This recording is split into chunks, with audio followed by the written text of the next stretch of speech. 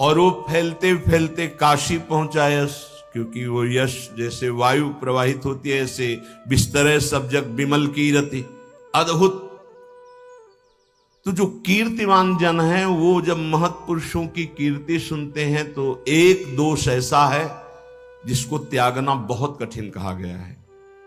कंचन तजना सहज है, सहज तिया का ने, पर मान बड़ाई ईर्ष्या दुर्लभ तजना है। कोई स्त्री त्यागी हो सकता है, अर्थात काम भोग विजयी हो सकता है। कोई कंचन त्यागी हो सकता है, अर्थात वित्त तृष्णा पर विजय प्राप्त कर सकता है। पर ईर्ष्या का, प्रतिष्ठा का त्याग करना एक बहुत कठिन बात होती है। तो श्री पाद प्रबोधानंद जी जो वृंदावन में हिमामृत की रचना करने वाले हैं, इनका नाम था प्रकाशानंद जी महाराज। ये बहुत अद्भुत विद्वान, शास्त्रों के बड़े ज्ञानी। जब इन्होंने सुना कि सार्वभौम भट्टाचार्य जी एक थे, बहुत बड़े विद्वान थे वो, ऐसे एक बार कोई ग्रंथ सुना दो केवल, उनको कंठस्थ हो गया, तो उनकी भी बड़ी। तो जब उन्होंने ये सुना कि सार्वभौम भट्टाचार्य चैतन्य महाप्रभु के शरणागत हो गए, तब उनको असहनीय हो गया महाप्रभु का यश। कि दंडी सन्यासी जो कृष्ण कृष्ण कह के नृत्य करते हैं, कोई वेदांत चर्चा नहीं करते बैठ करके, कोई विद्वत सभा में नहीं बैठते हैं, और इतना बड़ा विद्वान सार्वभौम भट्टाचार्य उनकी घुटने टेक करके शरणागत हो गए, पचा नहीं उनको, और यश तो फैल ही रहा था। सार्वभौम भट्टाचार्य की प्रतिभा को वो जानते थे, उनके पांडित्य को जानते थे। तो उन्हें आश्चर्य हुआ कि नवीन अवस्था का युवक ये श्री कृष्ण चैतन्य सन्यासी कितना विद्वान है, कितना ज्ञानी होगा, ऐसा कैसे हो सकता है। सार्वभौम भट्टाचार्य शरणागत हो गए। यहां ज्ञान शरणागत नहीं करा रहा, यहां प्रेम करा रहा है, जो भगवान को भी अधीन कर, ये तो भगवान ही है। और ये सन्यासी वेदांत को कुछ समझ नहीं रहा है। क्या है? प्रकाशानंद जी के हृदय में प्रश्न उठ रहा है। वो बड़ी अद्वैत वेदांत निष्ठा के पारंगत विद्वान प्रकाशानंद जी, पर कहीं न कहीं उनके हृदय में सरसता थी। ये बड़ा सूक्ष्म ज्ञान का विषय है कि जिसे हम महत्व देते हैं उसको यदि हम कर नहीं रहे होते तो द्वेष हो जाता है, निंदा करने लगते, पर अंदर महत्व होता है। अब वो एक श्लोक लिखा और कुछ भक्तों के पास उस श्लोक पत्र को दिया और कहा जगन्नाथपुरी जाओ और चैतन्य श्री कृष्ण चैतन्य सन्यासी को हमारा श्लोक देना। पहला, यत्र आस्ते मणिकर्णिका मलहरी स्वदीर्घिका दीर्घिका रत्नम तारक मोक्षदम मृत तनो शंभु स्वयं यच्छति एतत्वद्भुतमेव यत् सुरपुरान् निर्वाण मार्ग स्थितान् मूढ़ोन्यत्र मरीचिकासु पशुवत् प्रत्याशया धावती। बहुत कड़ुआ श्लोक लिखा। जिस स्थान पर मरण कर्णिका कुंड है, पाप हरणी स्वदीर्घिका भगवती भागीरथी गंगा है, और क्षुद्र जीवों को भी परम पद मोक्ष पदवी प्रदान करने के लिए शूलपाणी भगवान शंकर विराजमान है, ऐसे परम पावन काशी को छोड़ करके मोक्ष पदवी जहां नीचों को भी प्राप्त हो जाती है, तो मूर्ख लोग ही पृथ्वी में पशु के समान अन्यत्र भटकते हैं। ये बड़ा आश्चर्य है। ऐसा लिख के महाप्रभु के लिए भेजा। जब वो नीलाचल पहुंचे, महाप्रभु को प्रणाम किया और प्रकाशानंद जी का पत्र दिया। धैर्य की मूर्ति, प्रेम की मूर्ति, इन शब्दों का क्या प्रभाव महाप्रभु ने बहुत प्रसन्नता पूर्वक पत्र लिया और पढ़ा और हृदय से लगाया, मुस्कुराए। सार्वभौम भट्टाचार्य जी बैठे थे, उन्होंने कहा प्रभु देखने की अनुमति है, पत्र में क्या है? प्रभु ने कहा देखने की नहीं, सुनाने की भी है, सबको सुना दीजिए, महात्मा का आदेश है, बहुत बड़ी बात कही है।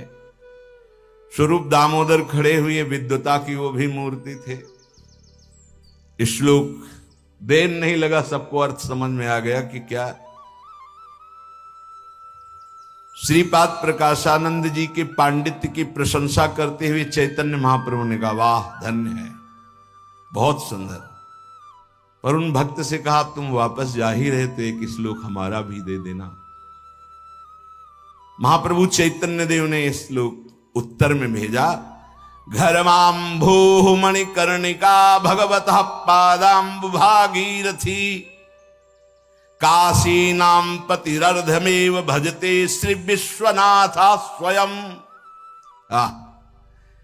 एतस्यैव हि नाम शंभु नगरे निस्तारकम तारकम तस्मात् कृष्ण पदाम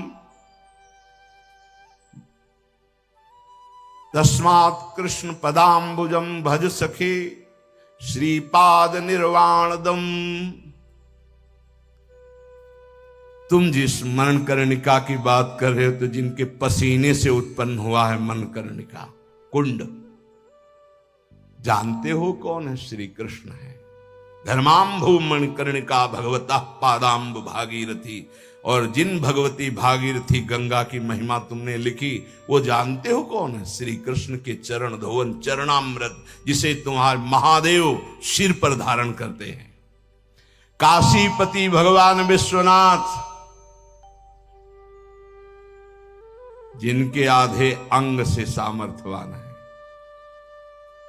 काशी नगरी में जो तारक मंत्र देते हो हमारे श्री हरि का ही नाम है। जो माथे पे गंगा विराजमान की उस श्री कृष्ण का चरणोदक है। और मोक्षाधिपति त्रिभुवन में श्री कृष्ण को कहा गया है, प्यारे श्री कृष्ण के चरणाम्भोज का चिंतन करो, उन्हीं के चरणारविंद का आश्रय लो, तुम्हारे हृदय में मोक्ष सुख भी लघु लगने लगेगा। महाप्रभु ने श्लोक भेजा। प्रकाशानंद स्वामी जी ने जब इस श्लोक पढ़ा, थोड़ी देर तो ऐसा लगा जैसे किसी ने झकझोर दिया पूरे हृदय को। फिर कहा हाँ विद्वान तो हैं ही ना, ऐसा अंदर के भाव को छुपाते हुए बाहर से फिर एक श्लोक लिखा।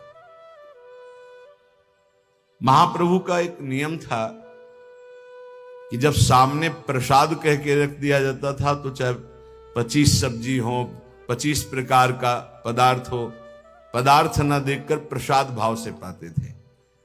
और ये किसी गुप्त भक्त ने उनके बताया कि वो सन्यासी होकर 25 प्रकार का पदार्थ, क्योंकि महाप्रभु का यह था कि प्रसाद भगवत स्वरूप होता है और उसको तत्काल पाना चाहिए, बिना ये विचार के कि पकवान है कि कच्चा है कि पक्का, ये सब नहीं। भाई हम तो अमुक अमुक पदार्थ हमें अनुकूल नहीं पड़ता, वहां नहीं, तत्काल थोड़ा थोड़ा सब कुछ प्रसाद है भगवत स्वरूप।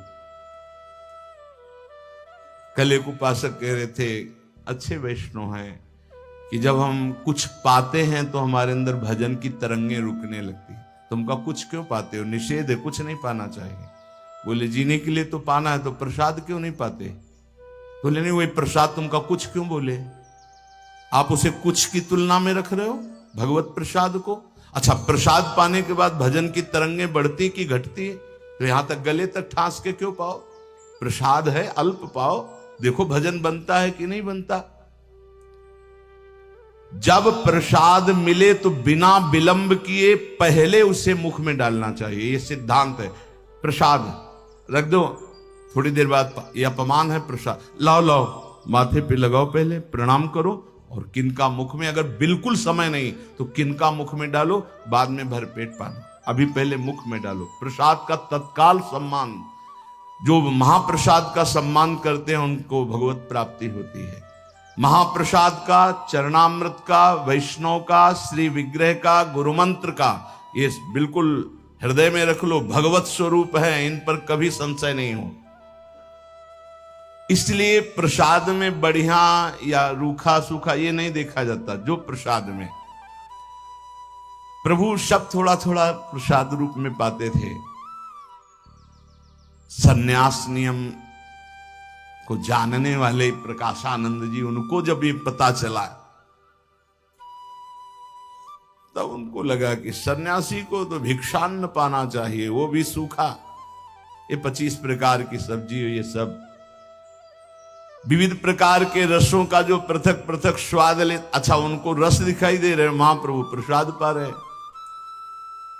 अब भक्तजन प्यार से ऐसे समर्पित करते, थोड़ा थोड़ा महाप्रभु पा लेते। 50 भक्त ऐसे कि महाप्रभु हमारा किनका पावे। जैसे गौड़ देश से सब जगन्नाथपुरी जाते तो कई लोग एक साथ निमंत्रण देते कि महाप्रभु पावे, महाप्रभु पाते। तो 25 प्रकार की भोग सामग्री जो प्रभु को भोग लगाई गई वो, और जगन्नाथ जी का भोग तो आता ही, प्रसाद आता ही। अब वो सन्यास धर्म के अनुसार मस्तिष्क प्रधान प्रकाशानंद जी को अवसर मिल गया। अब वो क्या जाने कि महाप्रभु की स्थिति क्या है। स्थिति में जो पहुंचे हुए महापुरुष हैं वो तो अवतार हैं, उनके ऊपर साधनात्मक नियम नहीं देखे जाते कि साधक को अगर साधना देखनी है तो भगवत प्राप्ति की साधना करने वाले की देखो। जो भगवत प्राप्त हो गए वहां साधना नहीं, वहां स्थिति होती है। अब वो स्थिति से बालवत विचरण करते हैं, तुम कैसे अंदाज लगा पाओगे। उन्होंने एक बड़ा कठोर श्लोक लिख के भेजा महाप्रभु चैतन्य देव को। पहले श्लोक के बाद झकझोर तो गए थे और कहा बहुत विद्वान हैं, पर वो हृदय बर्दाश्त नहीं कर पा रहा था। विश्वामित्र पराशर प्रभृतयो वातांबुपर्णा सनास्तेपि स्त्री मुख पंकजम सुललितम दृष्टैव मोहम गता शाल्यन्नम सघृतम पयोदधियुतम भुंजन्ति ये मानवास्तेषामिन्द्रिय निग्रहो यदि भवेत् विंध्यस्तरेत् सागरम। लिख के भेजा कि विश्वामित्र पराशर और बड़े बड़े ऋषि महर्षि जो केवल वायु पी के रहते थे, उनके सामने जब अप्सराएं आई तो उनके मुख कमल को देख करके मोहित हो गए और संयम से रहित हो गए। इन ब्रह्म ऋषियों की ऐसी दशा हो गई जो सूखे पत्ता खाते थे, वायु पीते थे, और ये जो नित्य प्रति बढ़िया चावल दूध दही और घी और बने हुए नाना प्रकार के सब्जी के पदार्थ खाते, इनकी क्या दशा होगी। क्या इनकी इंद्रियां संभव है बस में रहे। अगर ऐसा संभव है तो मैं कह सकता हूं कि विंध्याचल महान पर्वत समुद्र में तैर सकता है, अर्थात असंभव। ये जो अच्छे अच्छे घृत साल हलवा पकौड़ी ये वो सब पाते हैं, क्या इंद्रियों का संभव है संयम कर सके। क्या अपने धर्म का पालन कर सकते हैं, संन्यास धर्म का। महाप्रभु को लिख के भेज दिया। महाप्रभु अभी इस श्लोक को पढ़ा तो गंभीर मुद्रा में हो, और स्वरूप दामोदर से कहा, हम कहते थे ना कि सन्यासी को ऐसा नहीं पवाना चाहिए, तुम लोग पवाते थे, देखो ना ये बड़े जन हैं, इन्होंने आदेश किया है ऐसा। स्वरूप दामोदर ने पत्र देखा और कहा, प्रभु इसको अभी हम उत्तर देते हैं। महाप्रभु ने सरलता से कहा, बड़े जनों को उत्तर नहीं देते, उनकी आज्ञा का पालन करते हैं। विवेकियों को समझना चाहिए। जो सेवा में थे उनके तो आग लग गई कि हमारे महाप्रभु को ऐसा कैसे लिख दिया। अगर ये इतने बड़े विद्वान हैं तो क्या महाप्रभु की स्थिति नहीं जानते हैं। महाप्रभु ने कहा, इंद्रियां बड़ी बलवान है, वो ठीक कह रहे हैं, विद्वानों को भी अपनी तरफ खींच लेती हैं, वो ठीक कह रहे हैं, उनकी बात माननी चाहिए। सोचा कि अगर महाप्रभु ने कह दिया आज से तो फिर सब बंद हो जाएगा। महाप्रभु का वैसे ही शरीर कृश हो रहा है, ये क्या सन्यासी श्लोक भेज दिया। महाप्रभु से कहा थोड़ी हम अनुमति चाहिए, एक श्लोक भेजना चाहते हैं। महाप्रभु मौन रहे तो मौनम स्वीकार लक्षणम। तत्काल एक श्लोक की रचना की और भेजा कि सिंहो बलि द्विरदसु करमांस भोजी संवत्सरेण कुर्ते रतिमेक बारम पारावतस्तृण शिखा कण मात्र भोगी कामी भवे दनुदिनम वद कोत्र हेतु। बड़े विद्वान हो, इसको समझना। महाबली सिंह बड़े बड़े पशुओं को, हाथियों को मार करके खाता है, वो स्वयं शिकार करके खाता है, फिर भी एक बार काम क्रीड़ा करता संवत्सर में। कहीं कहीं पाया गया है कि एक बार आयु में केवल एक बार काम क्रीड़ा करता है। और दूसरे विपरीत कपोत कंकड़ चुकता है, तृणों का अग्रभाग या बाजरा आदि का दाना पाता है, और एक दिन में सैकड़ों बार काम भोग करता है।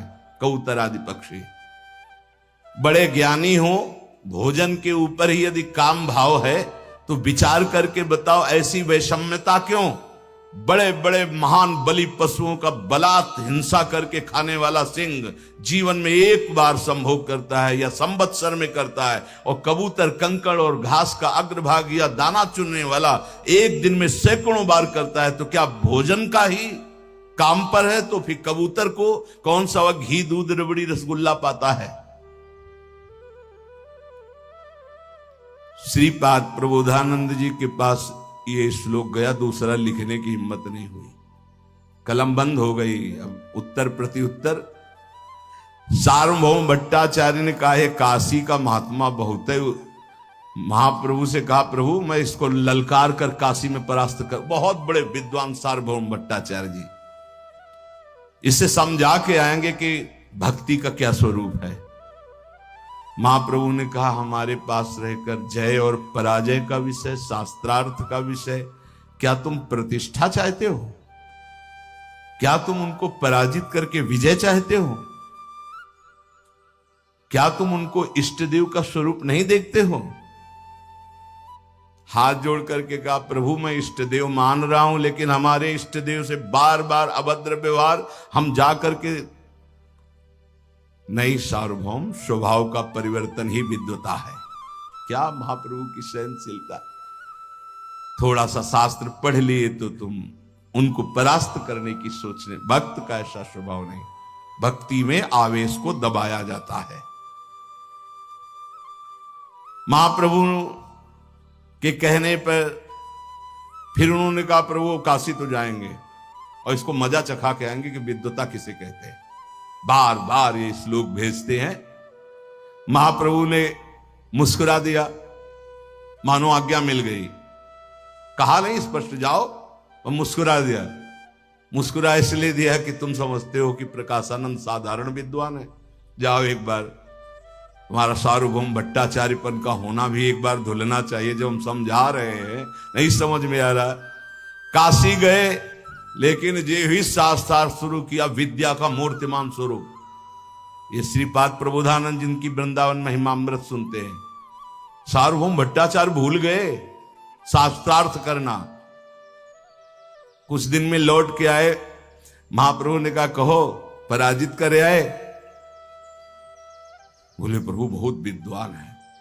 बोले हम जानते थे इसीलिए कह रहे थे, नहीं जाना। भक्ति का अंकुर उदय किए, प्रभु असमर्थ रहा, बहुत विद्वान है। लज्जित होने लगे। महाप्रभु ने कहा नहीं नहीं, लज्जित होने की जरूरत नहीं, क्योंकि तुमने स्वयं के अभिमान से उनको परास्त करने की नहीं सोची थी। कोई भी अपने गुरु की अवहेलना नहीं सह सकता, इसलिए तुम वहां गए थे। तुम्हारा जाना सम्माननीय है, पर वो बहुत अद्भुत विद्वान है, उसको ऐसे नहीं परास्त किया जा सकता। विद्वता से नहीं, प्रेम से। महाप्रभु के इन बातों का बड़ा प्रभाव पड़ा सार्वभौम भट्टाचार्य, आगे कभी किसी को तर्क में परास्त करने की सोच भी नहीं रखी। ये होना ही चाहिए, विद्वता हो, पर गुरुजनों के लिए विद्वता का प्रयोग करना निषेध नहीं है। जैसे पर यही वैष्णव पद्धति है कि वो इसे भी स्वीकार नहीं करते। जैसे रूप जी को एक दिग्विजयी विद्वान आया और कहा या तो शास्त्रार्थ करो या पराजय लिखो, तो उन्होंने पराजय लिख दिया। जब उनके शिष्य श्री जीव गोस्वामी ने सुना तो उनका, मैं तो एक छोटा सा दास हूं, मेरे से शास्त्रार्थ करके देख, तू मेरे गुरु को पराजित कर, एक क्षण में परास्त कर दिया। और जब ये बात रूप जी ने सुना तो जीव गोस्वामी का त्याग कर दिया। क्यों आनंदित हो रहा था विजय में, तुमने क्यों उसे दुख दिया? कैसा महापुरुषों का हृदय होता है। इधर श्री पूज्य रघुनाथ दास गोस्वामी जी, समय बड़ा बलवान होता है, निकलने का अवसर ही नहीं मिलता था। पूर्व चर्चा कल की अरुणोदय का समय है, अर्थात सूर्योदय होने वाला है, और संस्कृत के आचार्य यदुनंदनाचार्य जी वहां आए, थोड़ी देर संस्कृत पढ़ाई, और जब जाने लगे तो कहा गुरुजी थोड़ी देर चलें क्या आपके साथ? तो ऐसे हाथ रखा, बोले चलो भाई। तो पूरी रात्रि पहरेदार जगे थे, तो वह ऊंघा रहे थे। सुबह धीरे धीरे हाथ रख करके आचार्य के साथ जब आगे बड़े, फाटक से बाहर हो गए, रघुनाथ दास जी ने किसी को ये संकेत भी नहीं होने दिया कि वो गुरु जी के साथ जा रहे हैं। और जो पहरेदार थे वो कुछ सोए हुए थे। धीरे धीरे जब आगे बढ़े तो कहा गुरुजी काफी दूर निकल आए हैं, वापस जाएं क्या? और ये उन्होंने देखा बातचीत में तो बहुत आगे निकल, तुम वापस हो? बोले यही पूछ रहा था, क्योंकि वहां से उनको गांव के बाहर निकलना था। गुरुजी उधर गए, आप बस भाग पड़े जगन्नाथपुरी की तरफ। जो शरीर पर वस्त्र था, एक वस्त्र, पास में एक भी पैसे नहीं। गुरुजी को छोड़ने जा रहे थे तो चरणों में पादुका नहीं, बस हा चैतन्य हा कृष्ण ऐसे बोले, भाग पड़े जैसे कोई जेल से मुक्त हुआ हो। सोचो, जिसके लिए बड़े बड़े विरक्त डरते रहते हैं, कंचन कामिनी कीर्ति तीनों उनके घर में विराजमान है।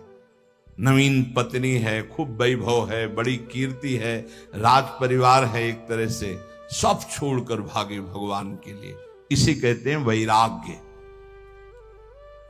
अब वो मार्ग में इसलिए नहीं चल सकते कि पकड़े जाएंगे, इसलिए जंगल की तरफ तो कांटे लग रहे हैं, कंकड़ चुभ रहे हैं, झाड़ियों से उनके शरीर में, हाँ, पर वो इसकी कोई परवाह, प्रेमी इसकी परवाह नहीं करते। जो कभी घर के पास बगीचा था उसमें भी जाते थे तो पालकी से जाते थे, कभी वो 1 किलोमीटर पैदल भी नहीं चले होंगे। आज वो दौड़ रहे हैं जगन्नाथपुरी की तरफ। भूख प्यास से युक्त 15 कोश एक दिन में दौड़े। 15 कोश, 15 से 45 किलोमीटर एक दिन, भूखे प्यासे, जो कभी 1 किलोमीटर पैदल नहीं चले थे। शाम के एक गांव के किनारे भूख प्यास से पड़ रहे तो एक ग्वाले ने देखा, गौ चराने वाले, वो थोड़ा दूध ला कर दिया कि बेटा इसको पी लो। उसको पी लिया कि श्री कृष्ण ने ही ये व्यवस्था की है।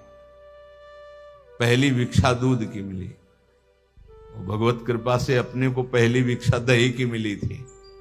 भगवान शंकर के मंदिर में पहुंचे, अब 12 बजे जब तो लगी भूख। अब याद आया कि घर में होते थे तो माता जी इस समय प्रसाद को आती थी, कैसे अब नई अवस्था की भूख तो एकदम का मर चाहे जाए वो वापस नहीं जाएंगे, माना है। बड़ा विचित्र।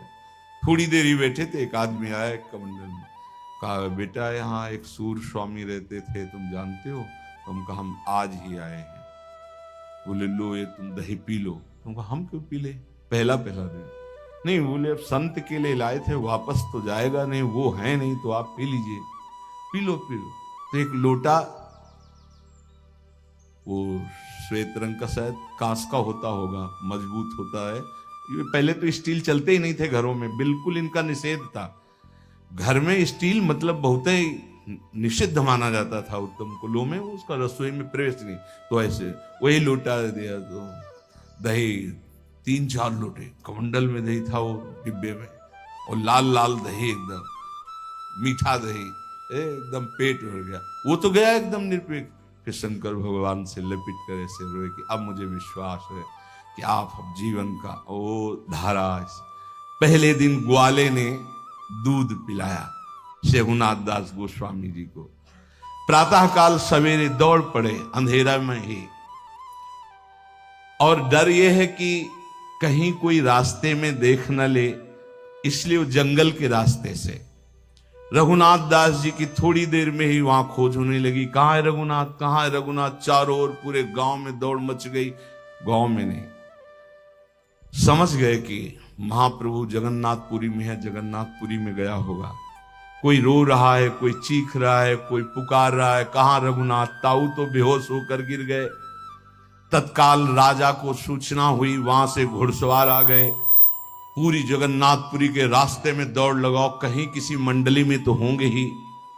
एक शिवानंद सेन नाम के बड़े मित्र थे इनके पिता के, तो वो मंडली से जगन्नाथपुरी जाया करते थे। बोले देखो उनकी मंडली में तो नहीं गया। वहां सब खोज हुई, लेकिन सब ने यही, नहीं यहां रघुनाथ जी नहीं, क्योंकि वो किसी के पास ही नहीं गए, वो जंगल के रास्ते से। अब तो जो रघुनाथ दास जी के परिवार का हुआ, कोई न खाना न पीना, सब रो रहे हैं। रघुनाथ दास जी मार्ग के कठिनाइयों को कई कई दिन भूखे प्यासे रह करके, सर्दी गर्मी कांटा कंकड़ सब, जो 30 दिन में जगन्नाथपुरी की यात्रा की जाती है, वो 12 दिन में उन्होंने तय की, दौड़ते हुए भूख प्यास से। उस समय महाप्रभु श्री स्वरूप आदि भक्तों के बीच में बैठकर कृष्ण कथा सुन रहे थे, कथा हो रही थी। सभी भक्तों ने अचानक देखा साष्टांग कोई दंडवत कर रहा है, नवीन अवस्था का, सब पैर फटे हुए सब जगह से, क्योंकि झाड़ी कंकड़ कांटे सब लगे। कौन देखता है कांटों की, परवाह कौन करता, प्रेमी जन परवाह नहीं करते। साष्टांग दंडवत किया, प्रभु एकदम देखे और कहा रघु तू भाग के आ गया। मुकुंद देखो ये मेरा रघु भाग के आ गया। आनंद की बात है, रघु तू आ गया। बार बार महाप्रभु कह रहे आ, और गले से ऐसे गले से लगाया। प्रभु का हृदय से आलिंगन पाते जोर जोर से चिल्ला के रोने लगे, प्रभु अब मैं कभी वापस नहीं जाऊंगा, आदेश मत करना। प्रभु ने अपने भगवा वस्त्र में था, उससे पोछा, आंसू पोछे, और फिर कभी नहीं, तू मेरा ही था, मेरा ही है। प्रभु का ऐसा प्यार दुलार पाकर के मानो थकान सब खत्म हो गई। बहुत देर तक प्रभु आलिंगन किए हुए रघुनाथ दास जी को हृदय से लगाए रहे। प्रभु ने स्वरूप दामोदर से कहा, स्वरूप देखते हो ना, ये कितना बावरा है, कितना इसके पैर में कंकड़ कांटे लगे हुए, इसको कोई परवाह नहीं। इसका एक कदम भी पैदल चलने का अभ्यास नहीं, ये पालकी में चलता रहा है। क्या दशा हो गई ऐसे महाप्रभु। इसके पिता और ताऊ की क्या दशा होगी, जो इसे अपना प्राण मानते हैं, परिवार के जनों की क्या दशा होगी। यह है साधु वैष्णव की सेवा का फल। महाप्रभु ने कहा, नारद सिख जे सुनई नर नारी, अवश्य भवन तजी होई भिखारी। महाप्रभु भी कह रही है, यही फल है, ज्यादा संत सेवा और साधु समागम का यही फल है। क्या, सर्वस्व त्याग कर भगवान में तन्मय हो जाना, संसार चक्र से मुक्त हो जाना। और विपरीतता में बोले तो घर उजड़ जाना। नहीं, कितनों के उजड़ गए, नहीं उजड़ गए। अकेला लड़का ऐसा वैसा सब यहां से मार्किन लगाए घूम रहे। जो कई कई लाख के कार्ड रखते थे स्कूल में, अब वो इतनी मार्किन लगाए घूम रहे हैं। क्या हुआ? भगवान की विशुद्ध कृपा हो गई। देखो स्वरूप दामोदर, बड़े बड़े देवता भी जिस सुख के लिए तरसते हैं, ऐसी संपत्ति और सुख रघुनाथ जी के घर में है। क्यों? वैष्णव सेवा होती है, संत समागम होता है, खूब नाम कीर्तन होता है और बड़ा वैभव है। तो देवताओं के लिए तो दुर्लभ है ये। लेकिन देखो हमारे कृष्ण कृपा का फल, रघु उन सबको ठुकरा करके छोड़ करके भाग आया। धीरे धीरे रघुनाथ दास जी ने कहा, प्रभु मैं भाग नहीं आया, मुझे भगाया गया है। आपकी कृपा ने मुझे उस अंधकार में कूप से बाहर निकाला है। मेरे लिए ये कार्य बहुत कठिन था, ये तो केवल आपकी कृपा से हुआ। महाप्रभु ने स्वरूप गोस्वामी से कहा, आज से मैं इस अपने रघु को तुम्हारे हाथ सौंपता हूं, इसकी व्यवस्था देखिए। आज से तुम ही इसके माता पिता भाई बंधु गुरु सखा सब हो। है मेरा पर संभालो तुम। कितना बड़ा सौभाग्य जब कोई महापुरुष कह दे कि मेरा है। रघुनाथ दास जी ने स्वरूप गोस्वामी को प्रणाम किया। स्वरूप गोस्वामी ने कहा, हाथ पकड़ा। महाप्रभु के सामने हाथ पकड़ा। फिर जितने महाप्रभु के निज अंग सेवी थे सबको स्वरूप दामोदर ने प्रणाम करवाया, परिचय दिया, ये गोविंद हैं, ये अमुक हैं, ये अमुक हैं। सबने आलिंगन किया रघुनाथ दास गोस्वामी का। कितना सौभाग्य, महाभागवतों का आलिंगन, महाप्रभु का आलिंगन। उसी समय गोविंद ने इशारे से रघुनाथ दास जी को बुलाया और कहा, आओ महाप्रभु का उच्छिष्ट रखा है, पालो। क्या ये मतलब सौभाग्य की झड़ी, सौभाग्य की वर्षा हो रही। रघुनाथ दास जी को साथ ले गए, समुद्र में स्नान कराया, फिर जगन्नाथ जी के दर्शन कराए, फिर जगन्नाथ जी का प्रसाद पवाया, फिर लौट कर आए। महाप्रभु ने जो भोग पाया अपने हाथ से, लो पाओ। बड़ा सौभाग्य जब गुरुजन अपना उच्छिष्ट देते हैं। महाप्रभु की अब प्रसादी पा रहे, महाप्रभु के पास बैठकर श्री कृष्ण चर्चा सुन रहे। कैसा अद्भुत सौभाग्य।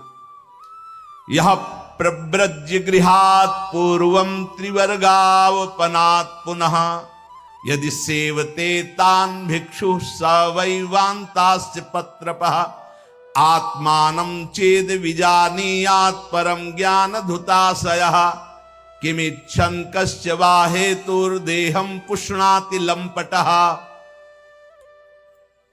उपदेश हुआ।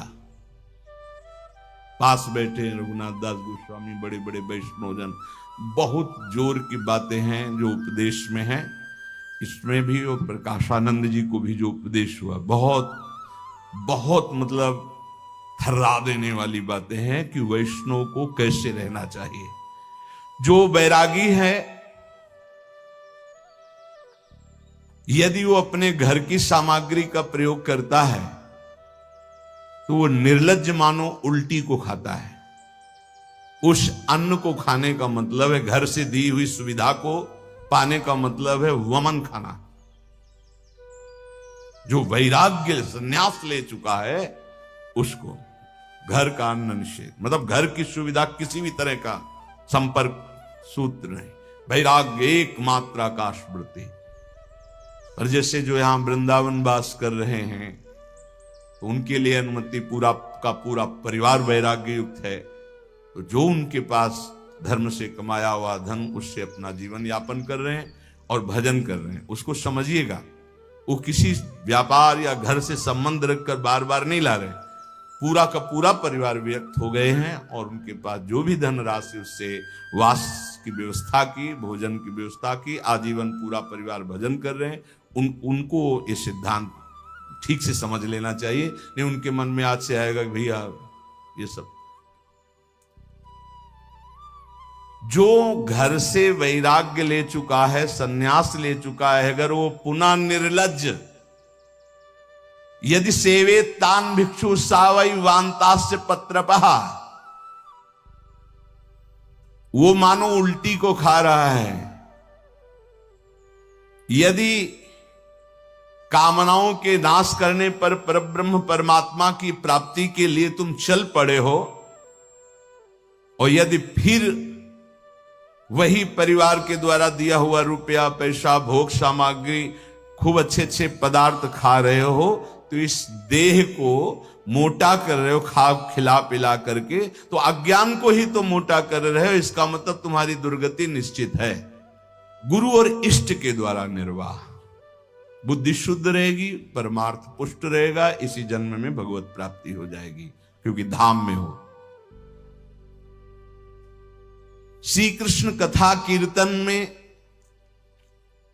कभी प्रमाद स्थिति नहीं आने देना चाहिए। महाप्रभु चैतन्य देव कह रहे हैं कृष्ण कथा की नियमावली को कभी तोड़ना नहीं चाहिए। जो कीर्तन का, जो कथा का, आप समझते हो इस समय भगवान यहां विराजमान है। क्या समझते हो? यहां बैठे हो मतलब प्रभु के समीप बैठे हो। मद भक्ता यत्र गायंती तत्र तिष्ठामि नारदा, यहां भगवान विराजमान है। भगवान के वचन, नाहम बसामि वैकुंठे, मैं वैकुंठ में नहीं रहता, ना योगियों के हृदय में रहता हूं। जहां मेरे भक्त गायन करते मैं वहां रहता हूं। यहां बुलाने का मतलब जबरदस्ती तुम्हारे हृदय में भगवत भक्ति का अंकुरण, उसका पल्लवन और उसका पूर्ण वृक्ष रूप हो जाना, पर समझ में नहीं आता। वैराग्य ही विरक्त का आभूषण है। विरक्त हो करके किसी आभूषण की जरूरत नहीं, उसका वैराग्य आभूषण है। क्या समझते हो? बैरागी मान लो 10-20 लाख की सोने की जंजीर पहने हो, ये अपमान है, तुम सम्मान समझते हो क्या? वैरागी को आभूषण निंदनीय बात है। वैरागी का आभूषण वैराग्य है। महाप्रभु चैतन्य देव कह रहे, जो वैरागी हो करके वैराग्य रूपी आभूषण नहीं धारण करता वो निंदनीय है।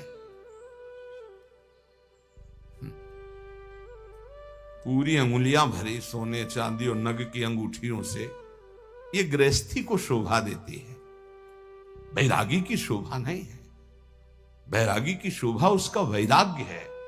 जो आचार्य पीठ पर विराजमान है, आचार्यों ने जो महिमा स्थापित की वो बात अलग है, लेकिन वैरागी को किस तरह से रहना चाहिए, बहुत अब जो आगे इस उपदेश आने वाले बहुत सुंदर आजीवन निर्वाह करने की मतलब जरूरत है, जैसा महाप्रभु आदेश कर रहे हैं वैष्णवों के लिए।